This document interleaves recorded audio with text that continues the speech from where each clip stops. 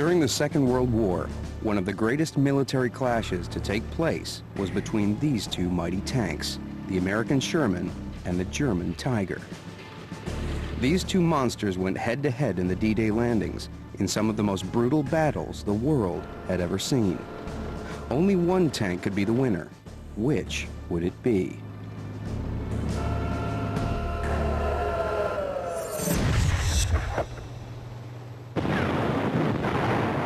On June 6, 1944, the Americans, British, and their allies launched the D-Day landings on the northern coast of France. They fought bravely together against the common German enemy. The Allies' objective, to gain a precious foothold into Nazi-occupied Europe.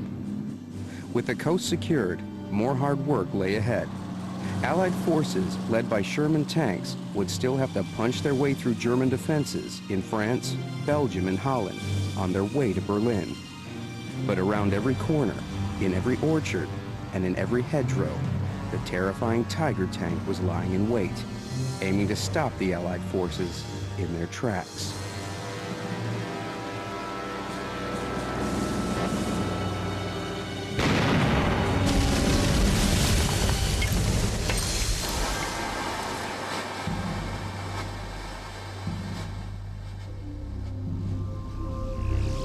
The German Tiger was a landmark in Nazi military hardware. It was first unveiled on Hitler's 53rd birthday in 1942, and on the Führer's directive, it was to be bigger, heavier, and more deadly than any tank ever made.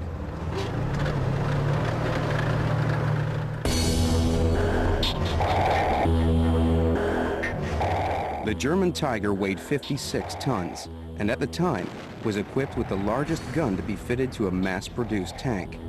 With its sheer size and devastating firepower, it soon took on a mythical status among enemy Allied crews. I looked upon it as something indestructible, and if it was everywhere you went, if you passed a wood on your flank, say 1,000 yards away, you'd wonder what was lurking in there. The fact was, it was a Tiger which was dominant in crews' minds. I'm sure people saw Tigers when they were there. If he sees you, you haven't got a chance, have you? If you see him, you still haven't got a chance. Because of the legends surrounding this beast of a tank, Allied crews soon came to fear its ominous angular shape and looked for it everywhere.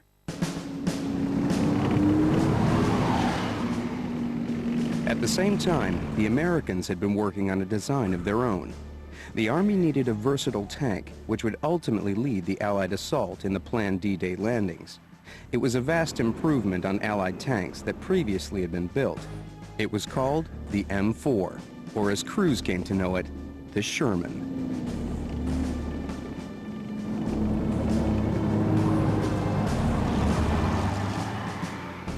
My first impression of the Sherman, I thought was brilliant because of the maneuverability of it. And as a driver, it had such a wonderful compartment, controls were good. And I honestly, my first impression, I couldn't fault the Sherman, really. I was very impressed with it. The Sherman quickly became the tank chosen for mass production and used by all Allied forces, the Americans, Canadians, British, and eventually, even the Russians. And when on June 6, 1944, the Allies needed a tank for the D-Day landings, there was nothing better. The Sherman, trusted by crews and infantry alike. That was until it came into contact with the German Tiger. Of course, we didn't know then what the Germans had, really. No, but I was going to say, I don't think then I knew anything about Tigers. Well, no, at that stage. They didn't tell us much about the Tiger. No, they didn't, until we saw this Tiger, which had been captured. And it had 20 to 25 shell marks on it, where it hadn't penetrated. And then, of course, when you saw other tanks, other Shermans burn in front of you, you know, sort of not your confidence about it. And I used to count the graves, because they were often then just buried behind the tank or somewhere. And you'd see 2, 3, 5, and if it was a 5, of course, they'd all gone. And that's really when my confidence began to slip a bit. Was the Allied Sherman inferior to the Tiger? And did the Tiger's prowess really live up to its fearsome reputation? A contest like this will be judged on three main factors: firepower, armor, and mobility. Which of these two tanks would triumph in these categories? First, firepower. To create the Tiger, the Germans shoehorned their highly successful 88mm anti-aircraft gun into an armored body to produce an awesome tank-killing arsenal. The Sherman was not primarily designed to be a tank killer because its smaller diameter quick-loading artillery gun made it ideal for infantry support. And that's why the Allied Sherman's gun was so much smaller than the German Tigers, as were the shells it fired.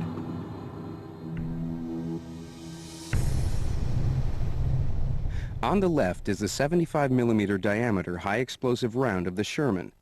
Impressive in its own right, but compare that with the size of the 88mm armor-piercing round that the German Tiger fired.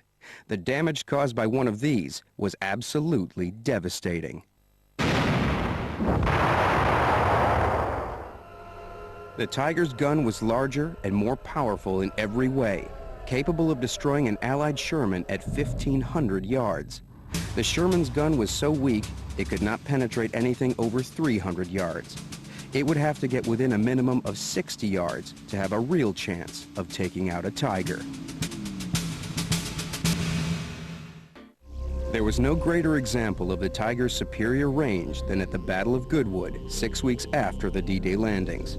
Perched on a hill overlooking the advancing Allies, the German 88mm guns destroyed a staggering 400 Shermans before the Allies could even get close enough to fire a shot on target. These men were there, on opposite sides.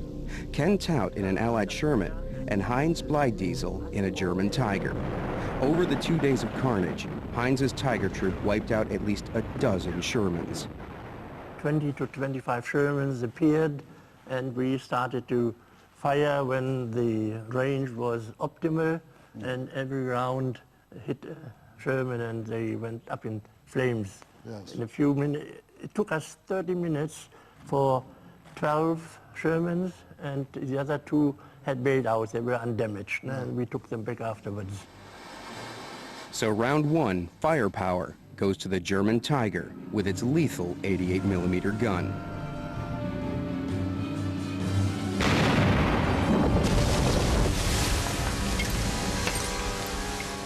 Just as important as firepower was a tank's armor, and the German Tiger had an advantage here too, as military vehicle specialist Tony Lawrence explains.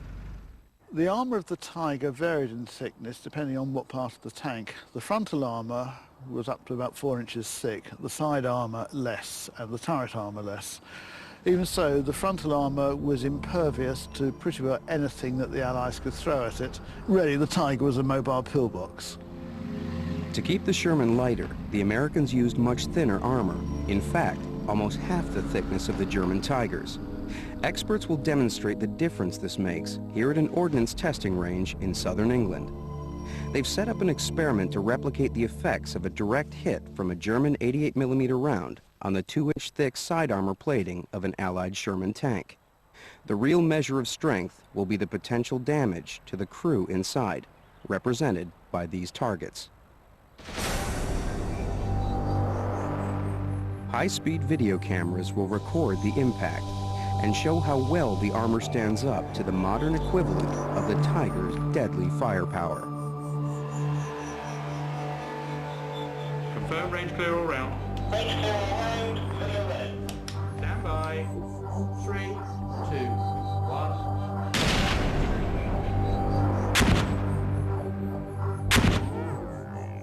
The effects are devastating.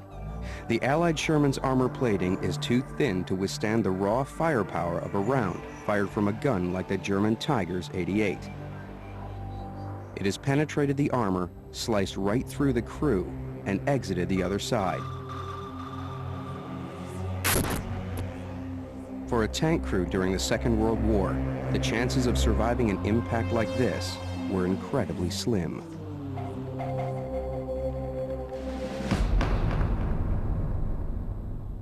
We were advancing through an orchard, but when we got to the edge of the orchard, I heard a gun was firing, which sounded like an 88, and I looked across about sort of 200 yards, and I could see a gun. Suddenly the camouflage came off it a bit, and they were firing at someone else's tank, possibly Nobby's or the other one next to you there. I sort of came a bit out of the trees, and then I could see that the gun was beginning to swivel around towards us. And of course, eventually, it was facing directly at our tank. We were sort of looking down the muzzle. And the next minute it fired and struck our tank up just above the right track. As it entered the tank, first thing I noticed was the shaft as light as it had punched through, and it was an almighty bang, as you may imagine. That was about, I suppose, this much from me, about a yard across the tank, and only about a foot from the co-driver. It struck the ammunition bin, went white hot, and then it shot out underneath and broke the track. But we all got out and we all survived. Extremely lucky. Must have been our lucky day. Brian only survived because the Allied Sherman's armor was so thin, the German shell passed through the tank's wall and straight out the other side, without touching the crew. Few Allied soldiers were as lucky, however. Some who lived to tell the tale of their battle with a Tiger were faced with a grisly task, recovering the remains of other Allied Sherman crew. Wally Tarrant remembers. The biggest part was down in Lisieux, where we lost 4 tanks in one street. So I come down because I knew them all, you know, and we went into the tank to try and see if we could find anybody we knew, and that was terrible, you know. You found a pair of shoes, and is that Track Pin Walsh? I thought. I said, he had big feet. I thought that must be him, you know. And then the driver I knew, and I thought, that's the driver. He said, yeah, but we got to be sure of it, find his tag, you know. And a lot of them were just called missing. A German Tiger taking a direct hit from a Sherman round produced very different results. For German crews, the Tiger's thick armor made it a safe place to be. When you were hit, let's say by a Sherman, you thought there was a lightning in your tank for a few seconds, except that sometimes I was thrown back a little bit. But afterwards, it was as if nothing had happened. So not only did the German Tiger surpass the Allied Sherman in terms of firepower, its armor appeared to be resistant to anything the Allies could fire at it. But in time, all that would change. In the weeks after the D-Day landings, Allied Sherman tanks had been decimated by the devastating firepower of the German Tiger tank force.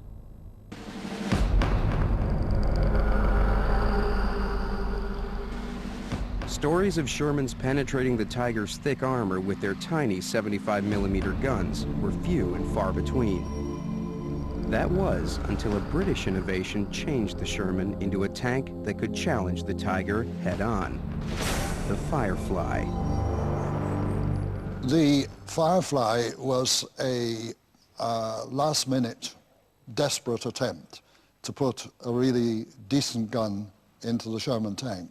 And the British had available the 17-pounder, which was more or less equivalent to the Tiger's 88mm. They tried to put it into the Sherman, found it wouldn't fit. And in the end, ingeniously, they got it fitted into the turret by doing a 90 degrees twist, and they were able to insert it into the rather smaller turret of the Sherman. This is the Sherman as it was originally developed with a 75mm gun. This is the Sherman Firefly with a 17-pounder anti-tank gun. The pea shooter, the tank killer. But it was too little, too late. The Allied Sherman Firefly, even with its superior artillery, was never produced in mass quantities, primarily because the Americans were reluctant to fit a foreign gun on their tanks. Rounds 1 and 2, firepower and armor, belong to the German Tiger tank. Will the Sherman turn the tables when it comes to mobility?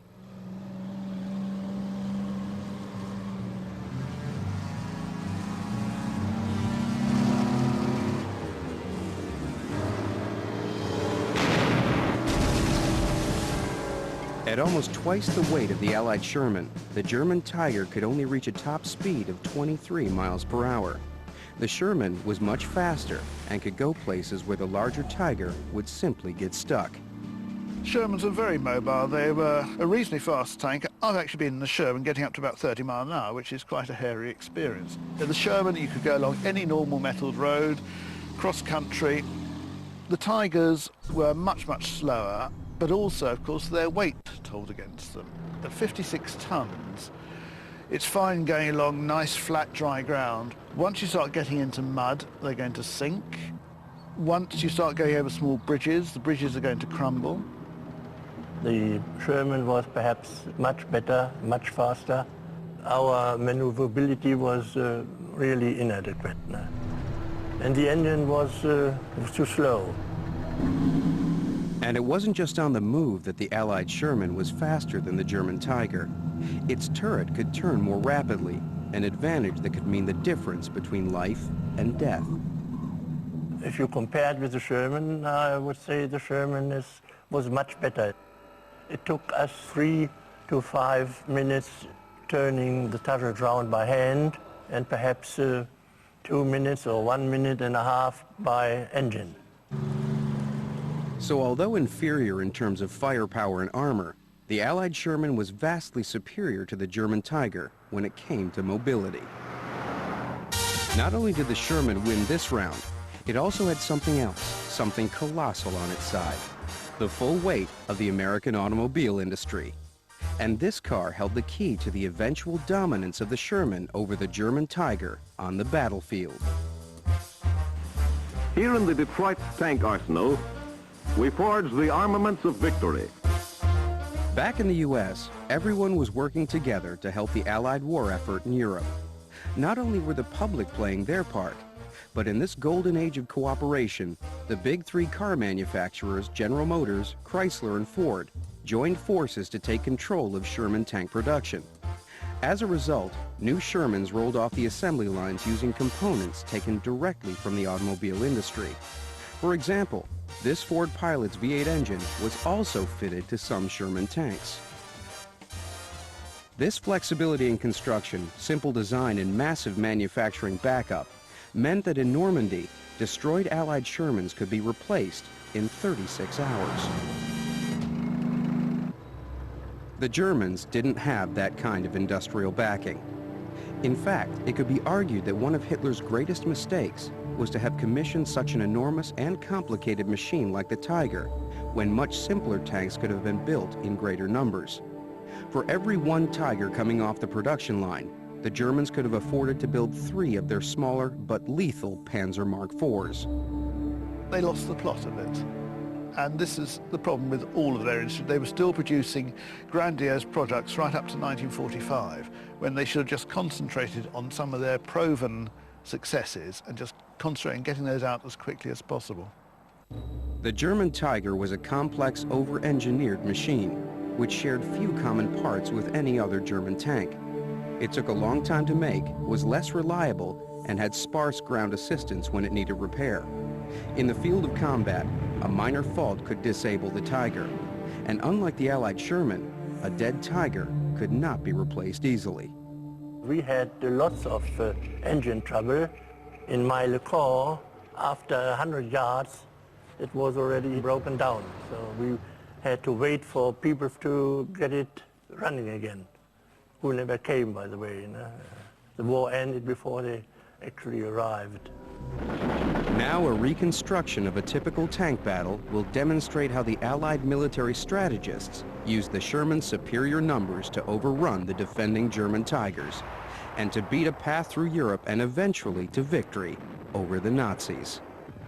Imagine a little scenario in Normandy. We have a Tiger tank here, sitting up in a hedgerow, hidden from the Allies. We have a troop of 4 Shermans crossing a field. The first one, his turret will be turning. They'll be on the lookout for anything suspicious.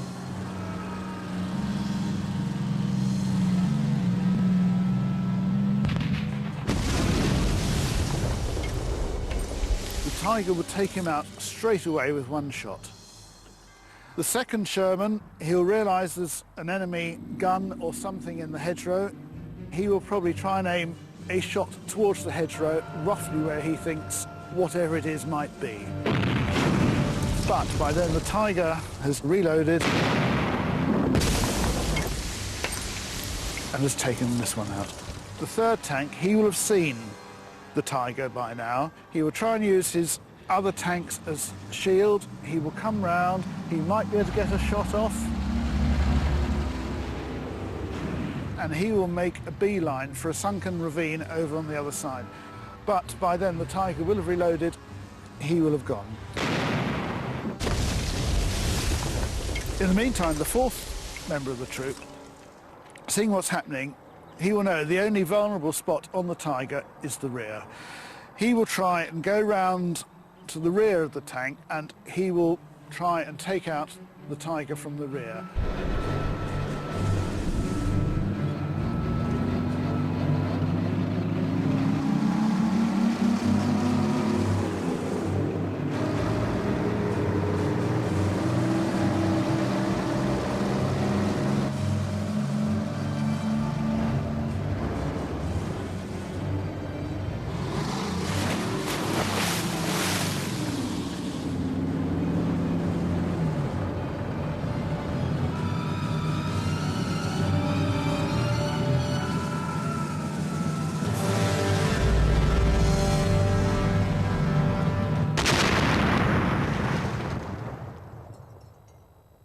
And we have one Sherman out of 4 surviving. And just as the Shermans were sacrificed for the Allied war effort, so too were their crews. I felt very expendable, especially when we landed in Normandy. And when you see so many casualties in Normandy, and every day we were having casualties, you did feel, is my number next, you know. In the end, the Allies won the ground war by their sheer numbers. The Sherman was produced in massive quantities, almost 50,000 of them, but only about 1,300 German Tigers were ever built. In order to advance through Europe and onto Berlin as swiftly as possible, Allied generals realized that even if they had to sacrifice 3 or 4 Shermans and their crews to destroy one Tiger, they would still have plenty to replace their losses, whereas the Nazis would not.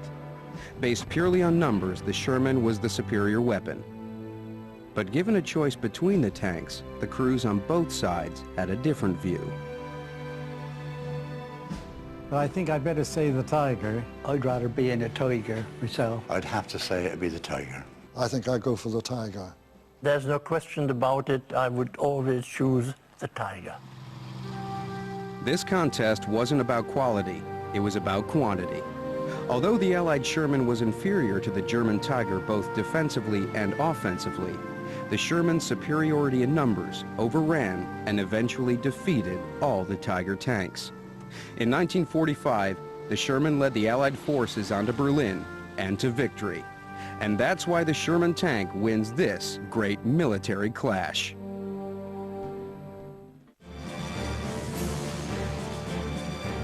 "18 months before Pearl Harbor, the British were alone, fighting to preserve their freedom against the marauding Nazi forces.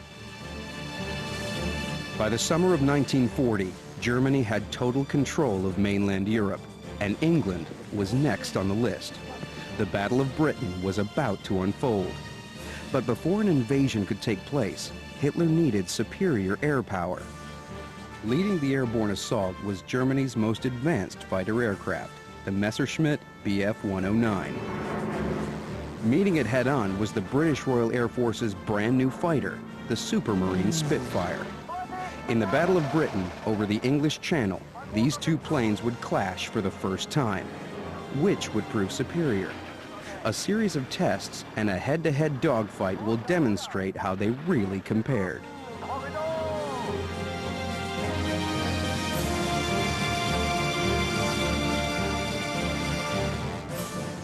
There are 4 traits which make a great fighter aircraft: handling, performance, firepower, and pilot survivability. Which of these 2 planes has combined these factors to its best advantage? Comparing the Spitfire's handling to the Messerschmitts requires someone who's flown both planes. And British Royal Air Force pilot Charlie Brown flies these two vintage aircraft in his leisure time. The Spitfire is the ultimate carefree handling airplane. Getting it off the ground and getting it back onto the ground is a bit of a trick, I grant you. But in the air, it is the most benign airplane of any type that I've ever flown, of any type. It was the Spitfire's trademark elliptical wings that gave it its responsive handling. Take a look at those two airplanes. Look at the wing area. The Spitfire's got that wonderful elliptical section on it. And in theory, when you start to maneuver the airplane, you should get less drag. It is one of the things that makes the aircraft more benign, having that large wing area. The Messerschmitt 109's wings were smaller and weaker than the Spitfire's. What's more, a fluke design feature of the Spitfire gave its pilots an overwhelming advantage. During extreme maneuvers, the wings vibrated heavily, warning that the plane was about to fall out of the sky and giving the pilot ample time to correct. The German Messerschmitt gave no such warning. The 109 is definitely more of a handful. It is rather less gamely. There is less feedback through the controls. Perfectly fine flying machine, but compared to a Spitfire, it is very difficult. You had to treat the Messerschmitt as you would treat a diva. You had to handle it with care, just like a raw egg or like something that needs to be loved and cared for. Because the German Messerschmitt was more difficult to fly, its pilots were often reluctant to push it to the extreme. This fact could shed light on one of the most enduring controversies surrounding the two aircraft. Which could outturn the other? In a turn, the Spit was better than the Messerschmitt. I know the Spitfire could outturn the 109. You'll still find the odd 109 pilot who claimed differently, but I'm sure they hadn't found competent Spitfire pilots against them. On 2 occasions, I saved my life by outturning a 109. So which one was the tighter turner? Despite claims otherwise by Spitfire pilots, there is some evidence to suggest that the 109 could outturn the British fighter. But in a dogfight, only the most experienced Luftwaffe pilot would dare push his plane to the limits. 9 times out of 10, a Spitfire would outturn a Messerschmitt. A number of times, a Spitfire being chased by Messerschmitts pulled a tight turn, and the Messerschmitt couldn't stay with it. And in some cases, more experienced pilots ended up shooting a Messerschmitt down. First blood goes to the agile Spitfire. It was much easier to control than the Messerschmitt 109, which required experienced pilots to handle dangerous combat situations.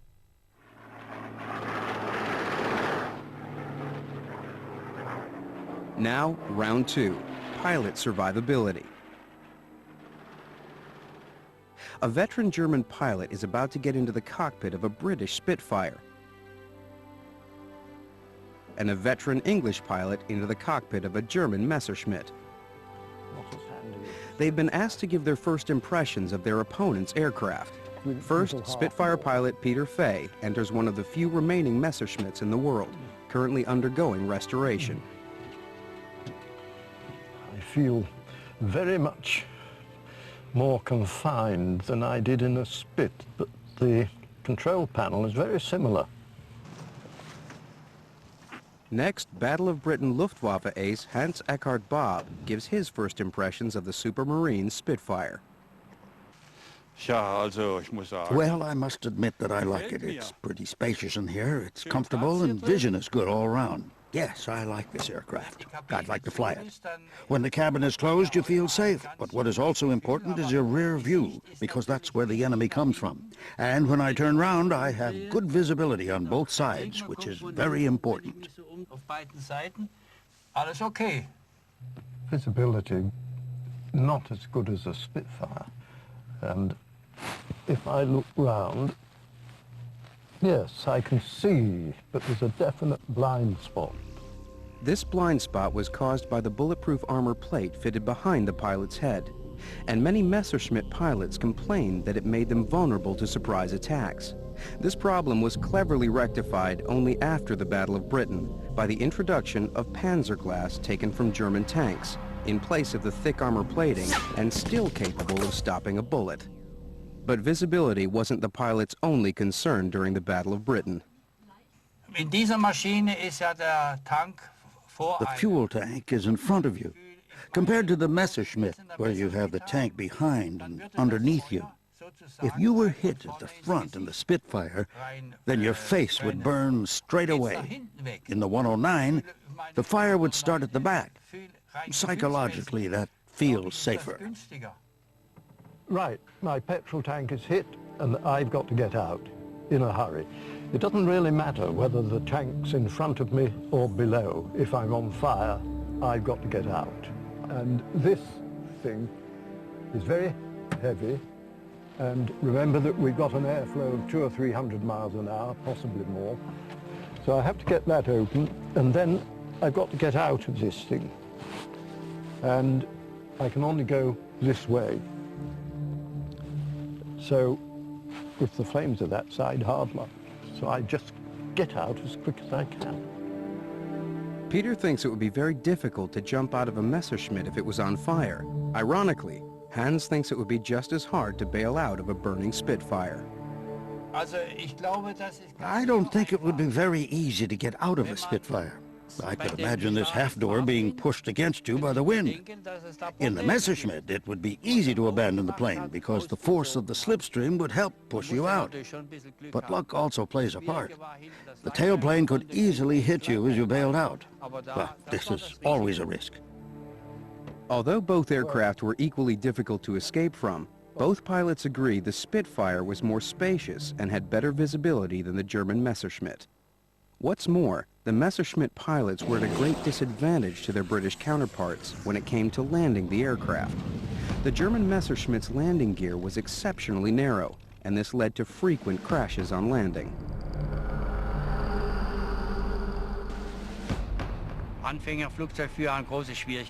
Flying the Messerschmitt was a big problem for beginners.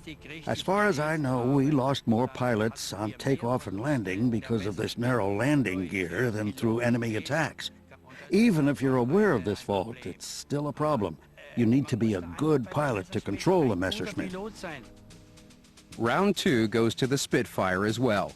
In terms of pilot survivability, the British Spitfire is a clear winner. Can the Messerschmitt regain the advantage in round 3? Firepower.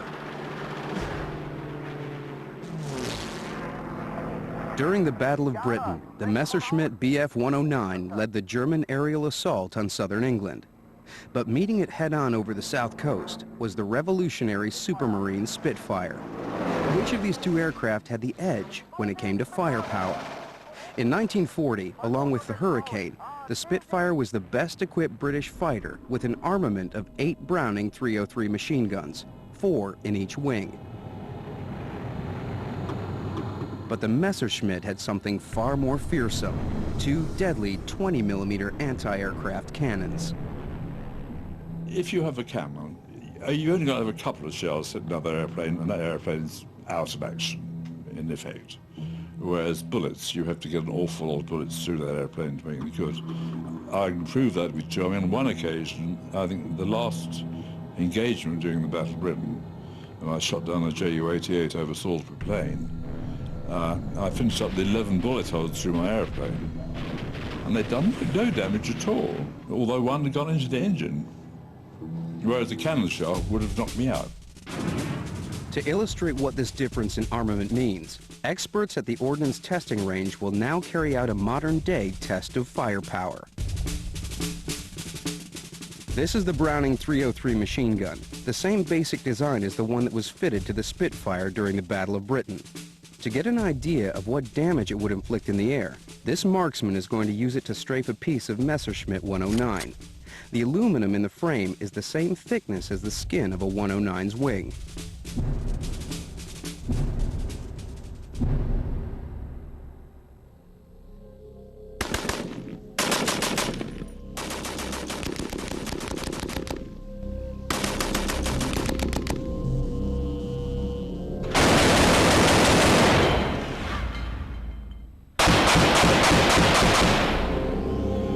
The Messerschmitt's 20mm shells have ripped the aluminum to shreds. Compared to the tiny holes made by the Spitfire's machine gun, it is devastating. If this really was part of a Spitfire's wing, the pilot would be bailing out by now. I was scrambled and got into the cloud. If you're actually in the cloud, you can't see a blind thing until you're totally clear of the cloud. But I came up underneath 5109s. They were sitting there and watching me coming up and rubbing their hands. And they got me as before I broke cloud, really, so I didn't know what was happening. They hit me from front and behind at the same time. A cannon shell exploded on the parachute I was sitting on, which put a hunk of metal through my right here, which cut the Achilles tendon. So eventually I sort of managed to bail out and looked around and found the cord and pulled it with my one-legged arm. And very satisfying, that thump when the parachute opens. And then I looked up and I realised what the bang underneath my bottom had been, because the parachute was rather like a colander. It was one mass of holes. And so I came on down, and I was coming down very fast, as you can imagine. And I eventually came out of the cloud about 4,000 feet over the most beautiful blue lagoon. And I was drifting towards an island in the middle of this lagoon. And I landed in they had a sort of quagmire in the middle of the island, which all the drains ran into. And I landed right in this. So I traditionally landed in the, as you can imagine. I came to with an Irishman standing over me saying, "What are you?" So I explained in my very basic English what I was. He then carried me to the jetty and the Navy picked me up. Bob was lucky. He recovered and was back in action in months.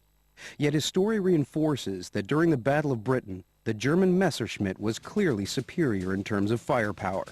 But could it beat the Spitfire in the performance stakes? During the Battle of Britain, Messerschmitts flying from their bases in northern France would typically go head-to-head with intercepting Spitfires at between 15 and 20,000 feet. At this altitude, the Spitfire had a top speed of 355 miles per hour, just 7 miles per hour faster than the 109. But despite the similarity in the two aircraft's performance, the Spitfire's Merlin engine had a major weakness, which undoubtedly cost some RAF pilots their lives during those aerial dogfights of 1940.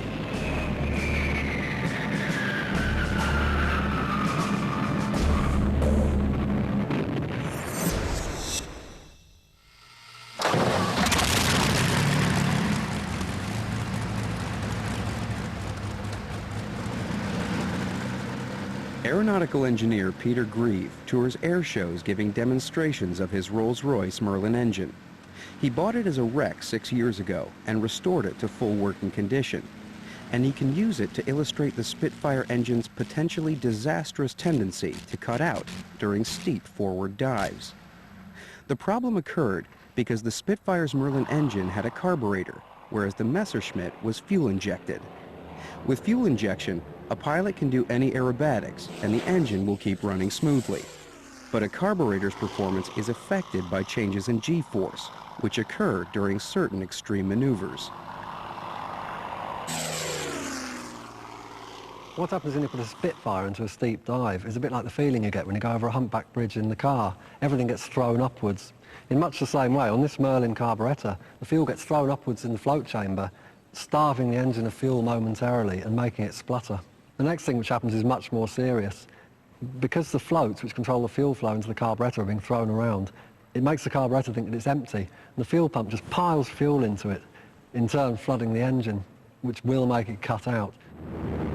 This kind of steep forward dive is known as a negative G maneuver because it reverses the effects of gravity.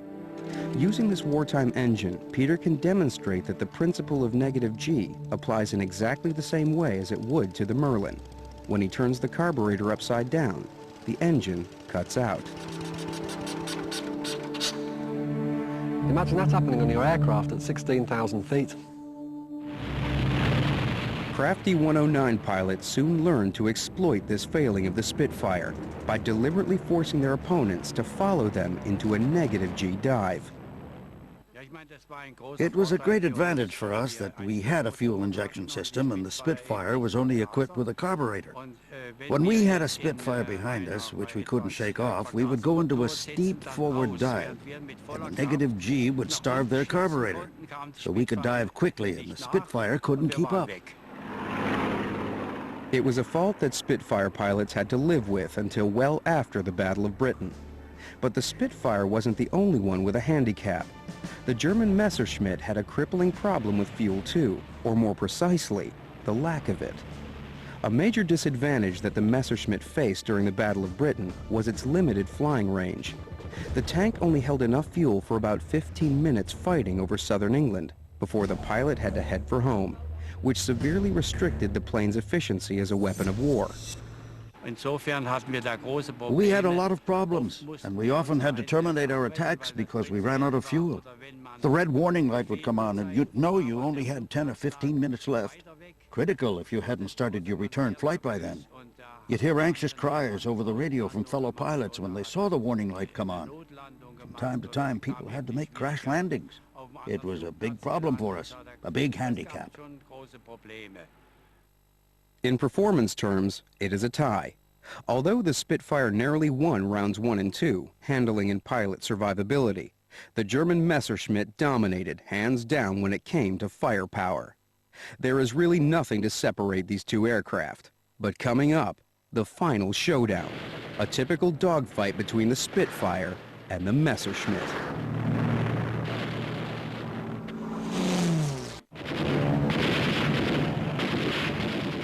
In the Battle of Britain, dogfights were dramatic and brutal. In 1940, it was quick, dirty combat. Whoever had the height, speed, and most importantly, the element of surprise, was more likely to kill and live to fight another day.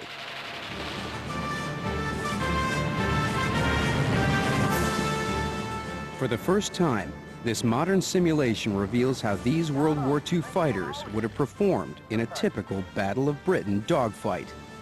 The German strategy would have been to send a pair of Messerschmitt 109s to attack targets in southern England. The defending British Air Force's reaction would have been to send up a pair of Spitfires to intercept. This dogfight is seen from the cockpit of the second of the Messerschmitts. The four aircraft vie for position. Because of their restricted rear visibility, it is imperative that the Messerschmitt pilots get behind the Spitfires if they want to stand a chance of winning this dogfight. The Messerschmitts get the advantage they need, and a chase ensues. The Spitfire pilots, all too aware of the deadly firepower from their attackers' superior 20mm cannons, use maximum power to stay just out of firing range. But as the two aircraft are roughly equal in terms of top speed, the Spitfires cannot increase their lead any further than that. Now the Spitfire's supreme handling comes into its own. The RAF airmen attempt a series of evasive maneuvers to try and shake off the Messerschmitts. However, the one direction they cannot go is down. In a forward dive, their carburetor engines would cut out with disastrous consequences. Instead, they climb sharply and pull an inverted turn. But the Luftwaffe pilots anticipate this and have now closed to optimum firing range. A burst from the lead Messerschmitt's powerful 20mm cannon puts a shell through the Spitfire's fuel tank.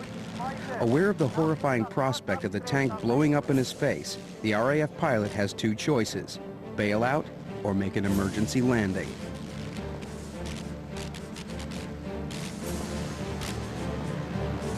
Victory for the Germans seems certain, but before they can turn their attentions to finishing off the second Spitfire, a setback. The red lights come on in their cockpits, warning them that fuel is low. They have to head back to their base in northern France, and they assume the second Spitfire will return to its airfield in England. It would prove to be a costly oversight. Caught up in his success, the Messerschmitt No. 2 has made a grave mistake. He has neglected to spot the second Spitfire making a surprise counterattack from above, and so failed in his duty to protect the Messerschmitt leader at all costs. The leader's plane is now doomed. The second Messerschmitt pilot now has no option but to head back to base alone. The conflict has ended on equal terms, typical of many of the dogfights during the summer of 1940. In fact, the Spitfire and Messerschmitt were so evenly matched that this contest ends in a tie. As in many battles, the only real deciding factor was the man at the controls. In the end, a lot depends on the pilot. If you imagine an experienced pilot flying the 109 compared with an inexperienced Spitfire pilot, then the pilot of the 109 would be superior. If the situation was reversed, the Spitfire pilot would be superior. It always depends on who's flying the plane. You never knew what you were doing. You had a gun sight, and providing that little dot in the middle of the gun sight was where you wanted it to be, how you got there was quite incidental. That is why you had to learn to fly the airplane first, and why these chaps who arrived with 7 hours flying the Spitfires hadn't a hope. By September 1940, after 3 months of conflict, the Germans realized that without aerial superiority, plans to invade England were futile. Many historians maintain Britain won the battle, but it may be more accurate to say that it was a stalemate. The Germans did not win, and the British did not lose. In just over a year, the Americans would join the British and other allies to defeat the Nazi forces once and for all.